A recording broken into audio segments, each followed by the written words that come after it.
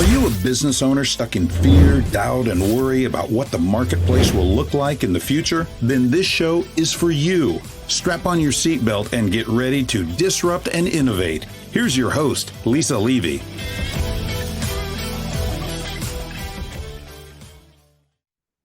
Ladies and gentlemen, I am thrilled to introduce our next guest. Sue E. Goodin is the CEO of Resilience One and a true visionary in the field of employee benefits and services. With over 30 years' experience in healthcare, she's dedicated her career to improving how physicians, nurses, and other professionals manage stress and burnout.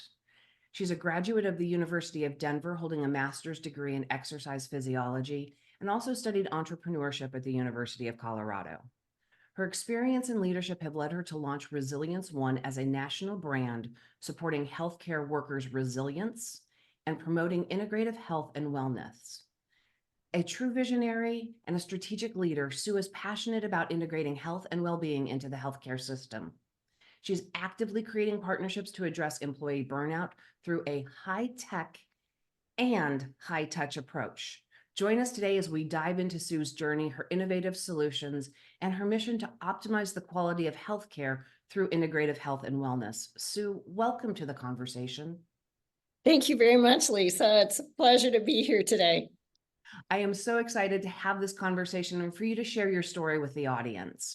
So I do the formal introduction and that sets you up with your expertise and your skills and your knowledge. But if you tell us your story, it means so much more. Sure, happy to do that. It's interesting how my background's exercise phys, got a master's in exercise phys, and how I ended up in a hospital, who knows, was probably the last place I thought I would start. My career was in a hospital. So, but what was really interesting at the time is at the importance of really starting to see health and wellness incorporated into healthcare. From the patient side and also from the employee side. And this was like in the early 80s, I guess. So it's been a while. And so that journey has taken me to today where I don't know whether we've really progressed a lot. I think the disruption came with COVID. The disruption came when people couldn't be themselves. They were stressed out. The evolution of really how it's evolved into such an issue of really taking care of oneself. And I think the important thing with this is that we've learned a lot, being on the employee side of things, looking at how employees really got themselves through COVID. Physically, mentally, emotionally, and spiritually was tough. And it was a real eye-opener to me based on my experience of being on the more physical side, how important the emotional and mental side of really an individual is so important in their longevity or their allowing themselves to be happier and healthier at home, at work, everywhere.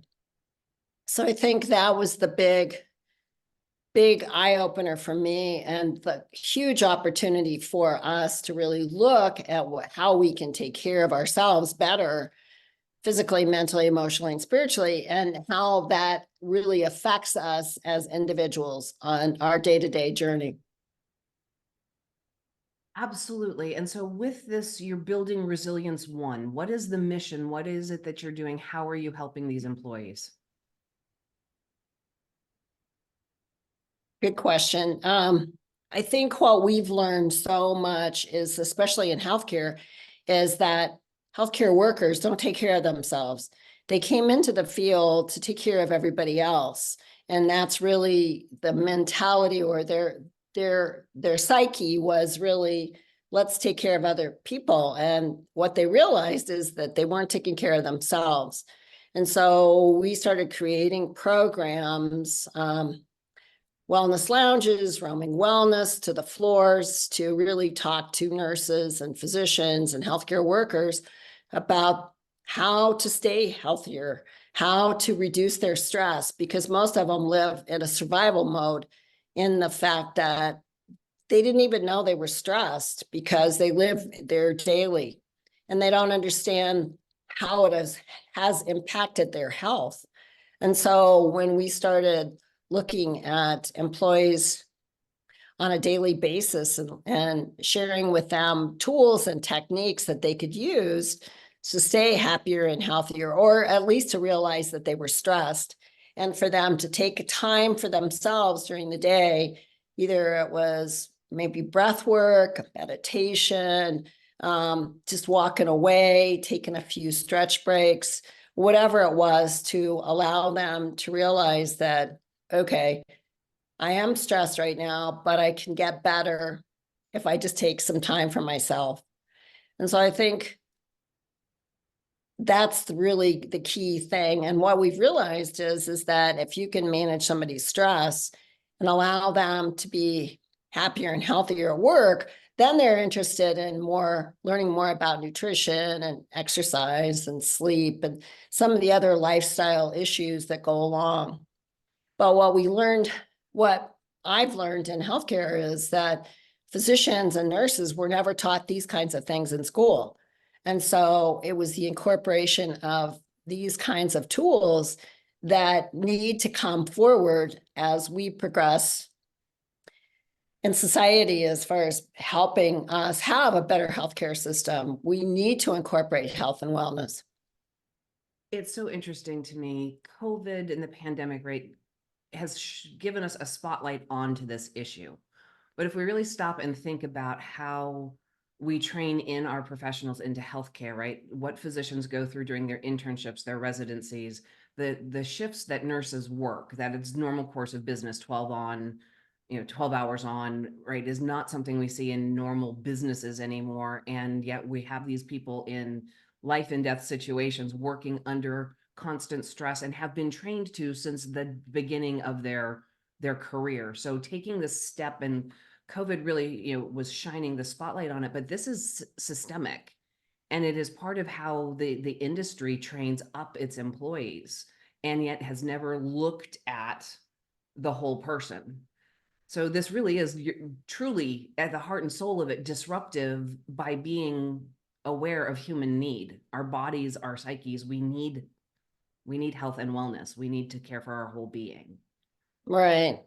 No, so true. And I think where I see the shift is, wouldn't it be wonderful to have a hospital that offers both kinds of services, from A to Z? It's like, we do need traditional medicine, and we do need our drugs, and we do medications and surgeries and things like that.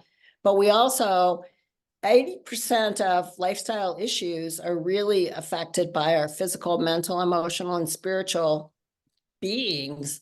And so if we can incorporate some of those realistic tools into our offerings, it would be huge. It's like, can't we just use that as the showcase, the hub, especially in rural areas where hospitals are really struggling right now? And if they incorporated more health and wellness services to their community, we could really build a sense of community that was there for them, whether they needed surgery or they wanted a massage or they needed some nutrition help.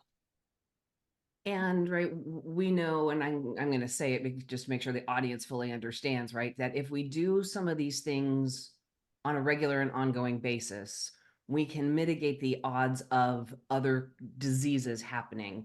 Nutrition can prevent diabetes, right? We can do things that have an impact to the whole being before significant traditional medical intervention is required. And if we have the ability in a rural environment to have all of these under one umbrella, we really know the whole patient. And that's one of those things that in healthcare today can be really challenging. Totally. And I was lucky because the first hospital I worked at, which was Swedish in Denver, we had the philosophy that if you take care of them when they're well, they'll come to you when they're sick. And I think after the evolution of all this, I think this is where we're going in the future. there's money to be made on the health and wellness side. And I think that that's also should be a benefit or an opportunity for hospitals to really revisit this. And I think that that also terrifies, pharma, right? Right. So there's a give and a take in all of this. And I'm not knocking pharma, right? We need our medications and it's important, but really they should not be the first path of treatment. We should be Right. doing things in advance to try and, to prolong getting to that stage. And I love the sentiment that if we take care of our people when they're well, that they will come to us when they're sick, because that is, healthcare as an industry is one thing that every living person is going to need to take advantage of in their lifetime.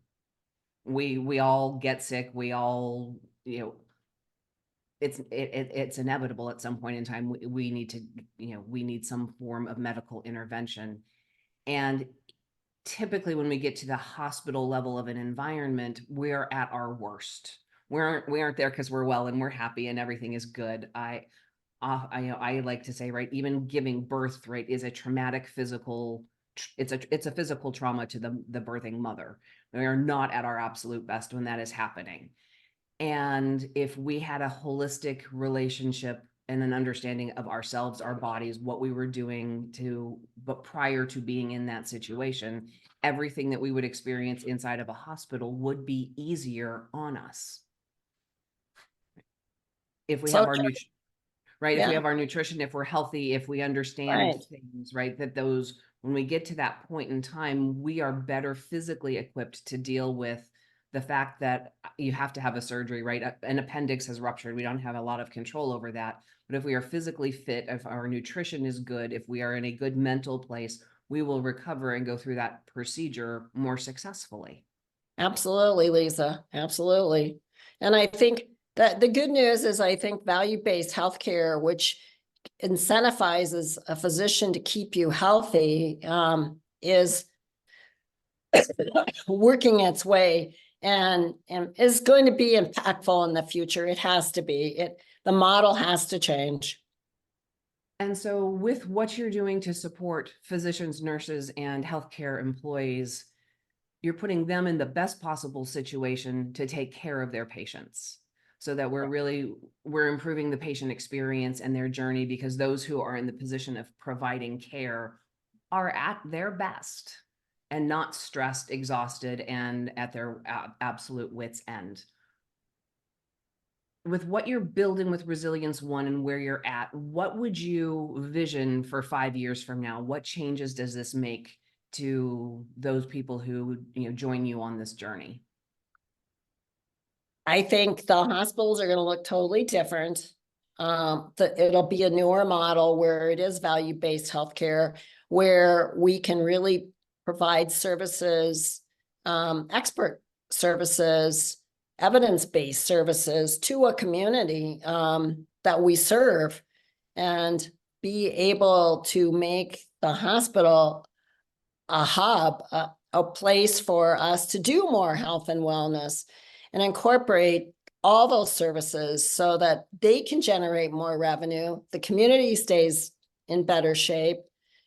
They're happier, they're healthier. And then also a lot of times hospitals are the employers in the community. And so it's important for them to be the leader in that community and be able to provide services that are effective for their community. And every community is going to be different. So that's where you really have to go in and do a needs assessment and find out what really is the thing in your community that is most effective for your organization. And what I was looking at the data the other day, and it's like diabetes has grown dramatically. It's like if we used health coaches and dietitians, we could probably avoid a lot of that. Back injuries a lot of times are emotionally effects of, the issues that we're not being supported. So just little things like that that we could incorporate would be very beneficial. That's fabulous, that, right, the hospital can become the hub of the community and literally, be that place where health begins, right? And everybody can come into that space. Well, yeah, What are we're the- looking at some models that where the hospital is the hub, but then you even go into the school districts. The schools have been suffering too.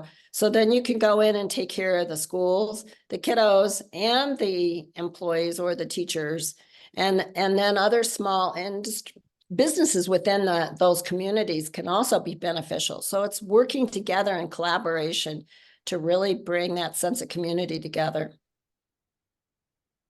I love the focus on community and how, right, no pun intended, but the pun is going to come out anyway, right? The healthy community begins with health. Right. And Exactly. the health of that community is economic, is education driven, is, is that whole sense of being in that space. Sue, as you're growing this, what are some of the challenges that you're facing right now?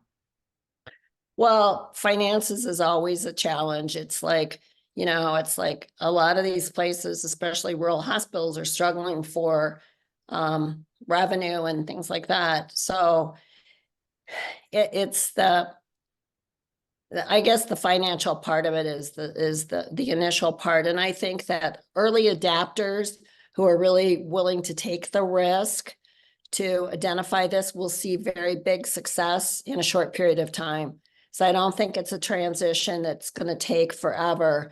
Once this starts to take off, all these organizations, all these communities are going to be wanting to do this.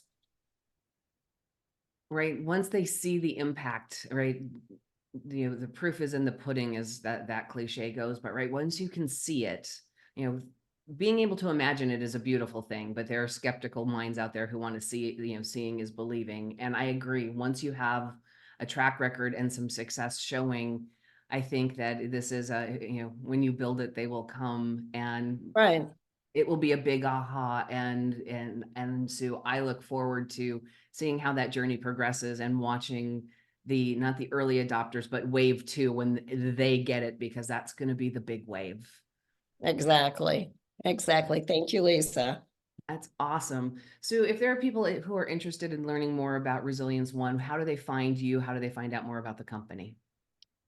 Sure. It's, well, you can just reach out to me. It's Goodin, Goodin at resilience1.co.